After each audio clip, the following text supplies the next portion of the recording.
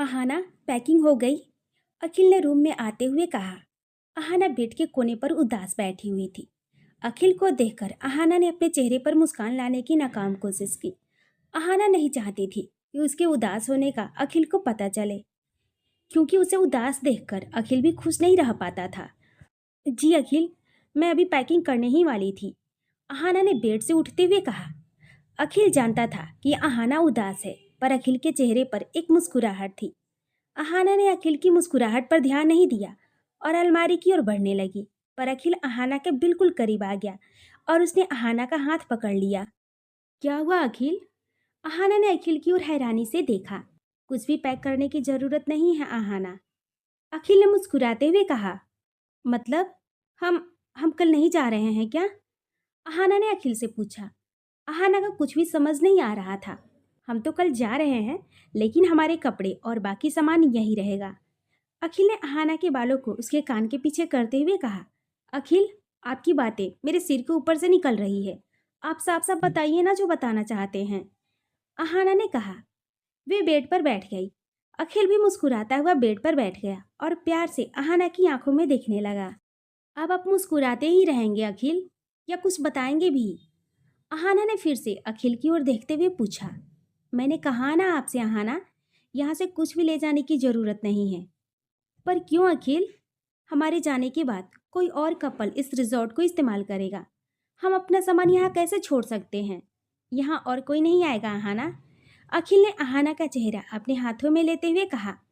अहाना अभी भी हैरान होकर अखिल की ओर ही देख रही थी। मुझे पता है अहाना, इस जगह पर आपको घर जैसा महसूस होने लगा था। हनीमून के इन दिनों में मुझे भी यहाँ रहना एक अलग ही दुनिया में रहने जैसा लगने लगा था।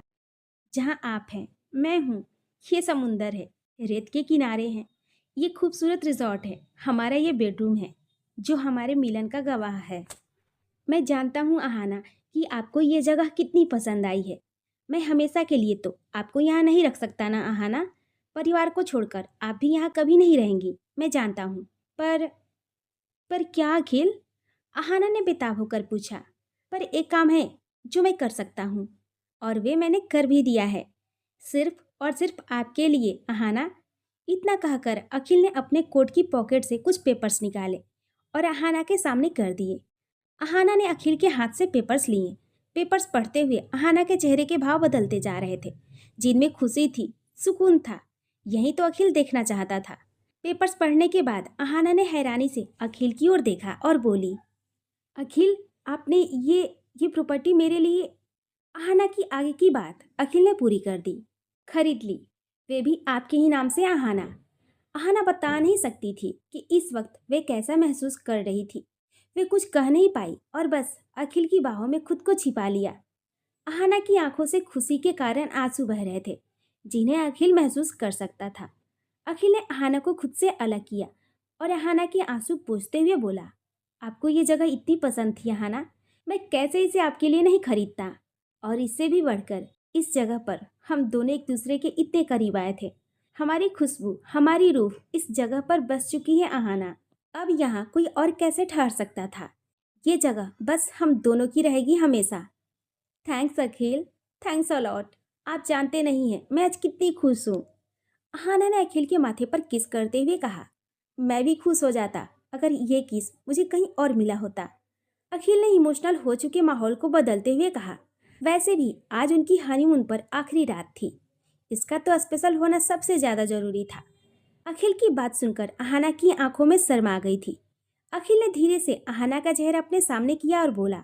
आज मुझे मेरी वे अहाना चाहिए जो घर पर हम दोनों को एक हो जाने के लिए वाइल्ड हो जाया करती थी। आज मुझे मेरी वाइल्ड अहाना एक बार फिर से चाहिए। क्या आप मेरी इस ख्वाहिश को पूरा करेंगी अहाना? अखिल ने अहाना की आंखों में देखते हुए कहा। अहाना के लिए खुद से पहल करना मुश्किल था, पर वह अखिल की बात को कैसे टाल सकती थी। अखिल ने हनीमून के इस वक्त में अहाना की सब जरूरतों का कितना ख्याल रखा था। अब अखिल की ख्वाहिश को पूरा करने की बारी अहाना की थी। अहाना ने एक लंबी सांस ली, अखिल की ओर देखा और अखिल को बेड पर गिरा दिया। अखिल मुस्कुराता हुआ बेड पर लेट गया और अहाना की ओर देखने लगा। अहाना के हाथ धीरे धीरे अपने कपड़े को खोलने में लगे थे। धीरे धीरे अहाना के कपड़े नीचे गिरते जा रहे थे। अहाना ऐसा कुछ करेगी अखिल को इस बात की बिल्कुल भी उम्मीद नहीं थी। अखिल हैरान होकर अहाना को देख रहा था। अहाना मुस्कुराते हुए अखिल के पास आई और अखिल का हाथ पकड़कर उसे बेड से उठा दिया। अहाना ने आज फाइनली शर्म का पर्दा उठा ही दिया था। वे अपने हाथों से अखिल के कपड़े निकाल रही थी। अखिल भी अब खुद को कैसे रोक सकता था। उसके हाथ एक बार फिर से अहाना के जिस्म को टटोलने में लगे थे। दोनों एक दूसरे में खोए हुए बेड पर गिर गए। आज एक बार फिर से चांदनी रात की नीली रोशनी कमरे में आ रही थी। शादी के बाद भी अपने हमसफर से सारी हदें पार करके प्यार हो सकता है, भले ही शादी का रिश्ता कॉन्ट्रैक्ट मैरिज के नाम से शुरू हुआ हो। ये आज अखिल और हाना ने प्रूव कर दिया था। हसीन पलों को मन भर जी लेने के बाद एक दूसरे की बाहों में सोए हुए अखिल और हाना के चेहरों पर सुकून साफ झलक रहा था। आज अखिल और हाना वापस आने वाले थे। दोनों परिवार फिर से सिंघानिया मेंशन में थे। सभी मिलकर अखिल और हाना का स्वागत करना चाहते थे। सबसे ज्यादा खुश तो निशांत और निया थे। दोनों ही ये बात जानते थे कि अखिल घर पर आकर निया और निशांत की शादी की बात करने वाला है। इस बात से दोनों और भी ज्यादा खुश थे। मम्मी, फ्लाइट लैंड होने में थोड़ा ही टाइम बचा है, मैं एयरपोर्ट के लिए निकलता हूँ, निशांत ने कहा। अरे पर निशांत बेटा, हमने तो सुबह ही ड्राइवर को बोल दिया था एयरपोर्ट जाने को। वे तो कब का पहुंच भी चुका होगा, दिनेश जी ने कहा। निशांत ने निया की ओर देखा। वे अंकल, मैंने ड्राइवर को एयरपोर्ट जाने से मना कर दिया था। मैं और निया खुद आहाना दी और अखिल जीजू को लेने जाने वाले थे, निशांत ने थोड़ा घबराते हुए कहा।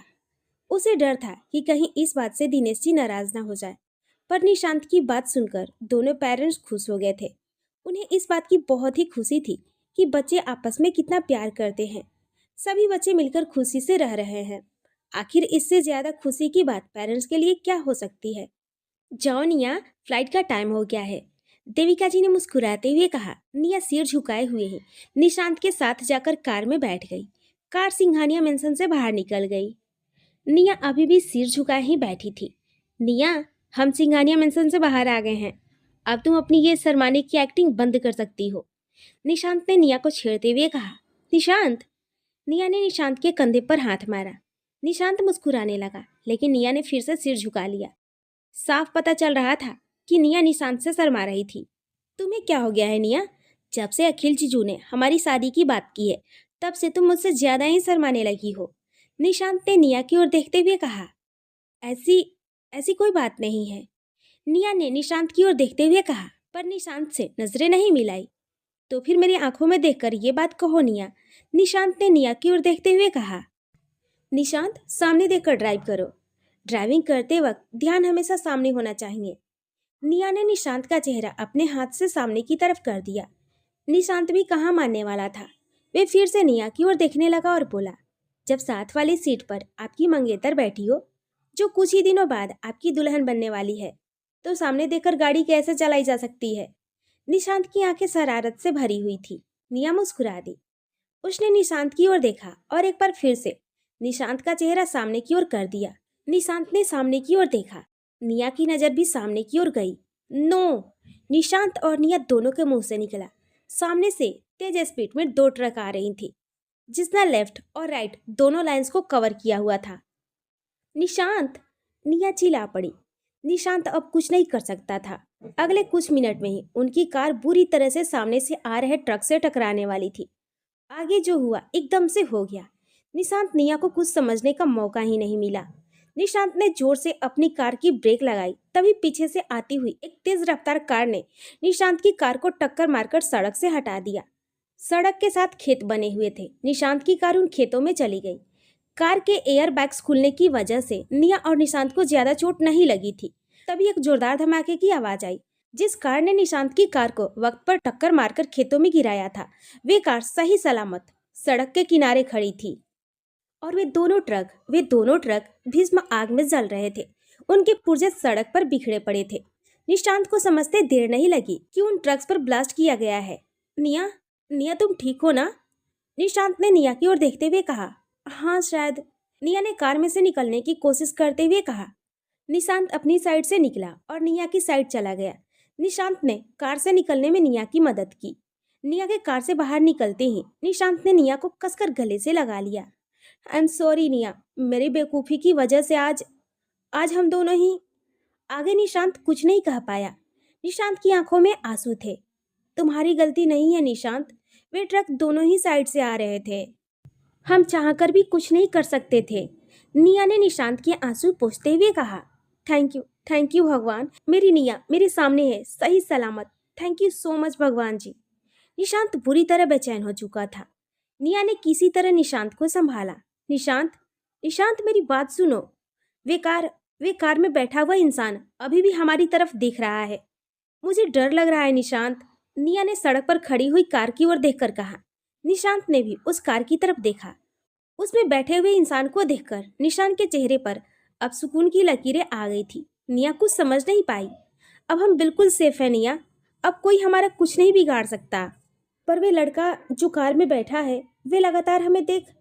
निया के आगे कहने से पहले ही निशांत बोल पड़ा। उसकी वजह से ही आज हम दोनों जिंदा हैं निया, चलो। कहते हुए निशांत निया को अपने साथ उस कार की तरफ ले जाने लगा। निशांत और निया को अपनी तरफ आता देख वे लड़का अपनी कार से बाहर आ गया। निया तो उसे नहीं जानती थी, पर अखिल उस लड़के से निशांत को मिलवा चुका था। वे लड़का वेद था। सर आप ठीक है ना? मैम ठीक है ना? आप दोनों को कोई चोट तो नहीं आई ना? क्या हम लोग हॉस्पिटल चलें? वेद ने निशांत से पूछा। हम दोनों ठीक है वेद, आप फिक्र मत कीजिए, और हम ठीक भी आप ही की वजह से हैं। अगर आपने वक्त पर आकर हमें बचाया ना होता तो हम दोनों ही आज जिंदा ना होते, निशांत ने कहा। जब तक अखिल सर का साया अपने परिवार पर है, तब तक उनके परिवार का कोई भी कुछ नहीं बिगाड़ सकता। वेद ने निशांत के कंधे पर हाथ रखते हुए कहा। पर आप अचानक से यहाँ कैसे पहुंच गए? निशांत ने हैरान होकर वेद से पूछा। वेद मुस्कुरा दिया। निशांत सर, जब से यह सब शुरू हुआ है, वेद ने निया की ओर एक झलक देखते हुए कहा। जब से यह सब शुरू हुआ है, तब से मैं साय की तरह निया मैम के आसपास रहता हूँ। उन्हें लेकर किसी तरह का रिस्क नहीं चाहते थे अखिल सर। मुझे उन पर गर्व है, निशांत ने अपनी आंखें पोंछते हुए कहा, जिनमें आंसू आ गए थे। वेद ने निशांत के कंधे पर हाथ रखा। सर, अगर आप ड्राइव कर सकते हैं तो मेरी कार ले जाइए। अखिल सर की फ्लाइट लैंड हो चुकी है, वेद ने कहा। आप कैसे आओगे? निशांत ने पूछा। वेद मुस्कुरा दिया। हम यहाँ पर अकेले नहीं हैं सर, वेद ने कहा और इधर उधर नजरें घुमाने लगा। निशांत समझ चुका था कि आसपास ही वेद की टीम भी मौजूद है। वहीं बेचारी निया कुछ भी समझ नहीं पा रही थी। उसके दिमाग में हजारों सवाल थे, जिनके जवाब उसे निशांत से चाहिए थे। निशांत ने निया को कार में बैठने को इशारा किया। निया ने एक नज़र वेद को देखा। वेद निया की ओर ना देखकर बस नजरें झुकाए हुए खड़ा था। निया की समझ से सब कुछ परे था। वे चुपचाप कार में जाकर बैठ गई। निशांत भी ड्राइविंग सीट पर आकर बैठ गया था। ये कार कोई आम कार नहीं थी, ये खास तौर पर कस्टमाइज कार थी। अब जाकर निशांत को समझ आया था कि इतनी फुल स्पीड में भी कार बिना किसी खरोच के एकदम ब्रेक मारने पर भी सही सलामत कैसे थी। अगर इस कार की ट्रक से भी टक्कर हो जाती तो भी कार चलाने वाले को बस मामूली सी ही खरोचें आनी थी। निशांत और निया एयरपोर्ट के लिए निकल गए थे। वेद कार को दूर से जाता हुआ देखता रहा। थोड़ी देर बाद उसने अपनी जेब से फोन निकाला और मलकित का नंबर डायल कर दिया।